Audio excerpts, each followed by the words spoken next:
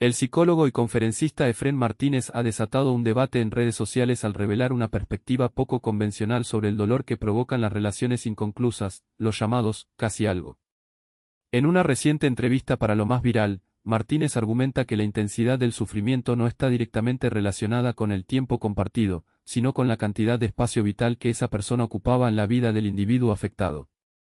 Quien hace una crisis gigante por un casi algo, es porque no tiene casi nada en la vida, porque se vuelven casi todo, afirmó el experto, destacando que el vacío existencial amplifica significativamente el impacto emocional de estas experiencias.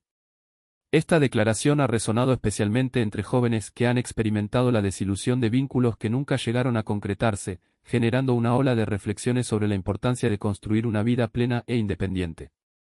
Martínez, quien ha transformado su propia lucha contra la ansiedad y la adicción en su vocación profesional, profundizó en el análisis del sufrimiento amoroso, señalando que a menudo detrás del rechazo romántico se esconden heridas más profundas. Muchas veces lo que duele es el ego, que no te elijan, como si estuvieras en un reinado, explicó, añadiendo que estas situaciones pueden desencadenar creencias arraigadas de insuficiencia o rechazo. El psicólogo enfatizó que el dolor real no proviene de la ausencia de la otra persona, sino de heriditas que traes de tu historia y un jurgo de creencias locas acerca de qué es el amor y de cómo debería ser y de por qué sientes que no vales nada en la vida. Esta perspectiva invita a una introspección profunda, sugiriendo que el sufrimiento amoroso puede ser una oportunidad para abordar traumas y patrones de pensamiento negativos. La entrevista también reveló detalles de la propia historia de Martínez, quien confesó haber sufrido de fobia social desde la infancia. Yo era un niño con fobia social. No podía hablarle a la gente.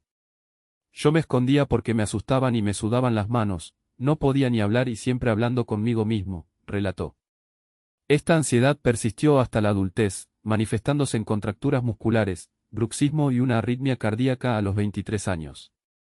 El conferencista identificó su error preferido como la estrategia de evitar el malestar a toda costa, huyendo de situaciones donde pudiera ser evaluado o criticado.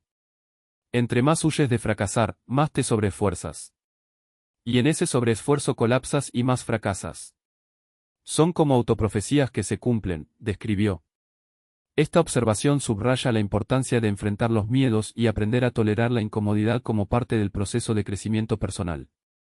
Martínez relató su transformación personal, pasando de ser una persona muy crítica, llena de contracturas musculares, a alguien mucho más flexible que puede descansar, tras reconocer que había vivido toda la vida aparentando que no tenía miedo. Este cambio fue posible gracias a un proceso de autoaceptación y a la búsqueda de herramientas terapéuticas que le permitieron gestionar su ansiedad. El psicólogo advirtió sobre la normalización de síntomas como taquicardia, tensión muscular o pensamientos obsesivos en la sociedad colombiana, señalando que muchas personas creen que así es la vida. Sin embargo, insistió en que existen tratamientos eficaces y que es fundamental conocerlos y aplicarlos. También destacó una preocupante brecha de género, afirmando que al hombre le cuesta más pedir ayuda, por eso nos suicidamos 3 veces más que las mujeres. El punto de inflexión en la vida de Martínez llegó durante un proceso de rehabilitación por consumo de drogas, donde experimentó un momento de claridad. Llevaba toda la vida aparentando que no tenía miedo, aparentando que no me daba miedo que se burlaran de mí, aparentando que no me daba miedo que me criticaran, tratando de mostrarme muy adaptadito, pero por dentro todo tenso. Tenía mucha vergüenza de mí, confesó. Su adicción, que comenzó en la adolescencia como un experimento, rápidamente se convirtió en una forma de escapar de su ansiedad social. Me enamoré profundamente de eso. Lo que empezó como un juego experimental se convirtió en una solución a corto plazo y así lo piloteé unos añitos, recordó. Sin embargo, el problema se hizo evidente cuando intentó dejar las sustancias y no pudo. Yo me di cuenta que era adicto a las drogas cuando intenté dejarlas. Martínez cuestionó el enfoque tradicional de las adicciones, que se centra únicamente en la sustancia, argumentando que muchas personas no abandonan el consumo porque las ganancias inmediatas superan las pérdidas. Explicó que el verdadero problema suele ser la ansiedad, la timidez o el estrés que se intenta calmar. Las drogas son un problema, pero lo más serio es la persona, sentenció, criticando prácticas como el traslado forzado a centros de rehabilitación, que calificó como un secuestro. En el ámbito de las relaciones afectivas, el psicólogo introdujo el concepto de responsabilidad afectiva, definiéndola como la capacidad de reconocer que las acciones propias impactan al otro.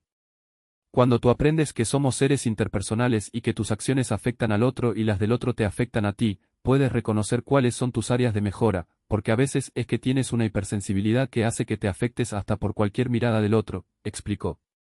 Sobre la fidelidad, Martínez fue directo: es posible.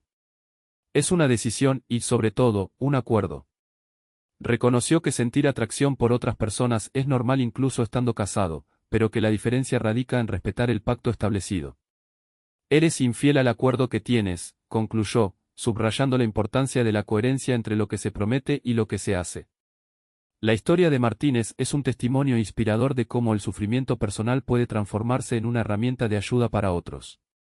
Su trayectoria, que comenzó estudiando ingeniería química y se vio desviada por su propia crisis de salud mental, demuestra que es posible encontrar un propósito en la adversidad. Yo creo que eso fue lo que a mí me conectó con fuerza. Yo encontré mi propósito en cómo transformar mis propios sufrimientos de salud mental en algo útil para el mundo, reflexionó. Aunque la pandemia visibilizó la crisis emocional colectiva, Martínez advierte que el trabajo apenas comienza. Nos pegó un empujoncito. El aumento en la crisis de salud mental hizo que esto se visibilizara y ahora le ponemos cuidado y hay más atención, concluyó, instando a la sociedad a priorizar la salud mental y a buscar ayuda profesional cuando sea necesario.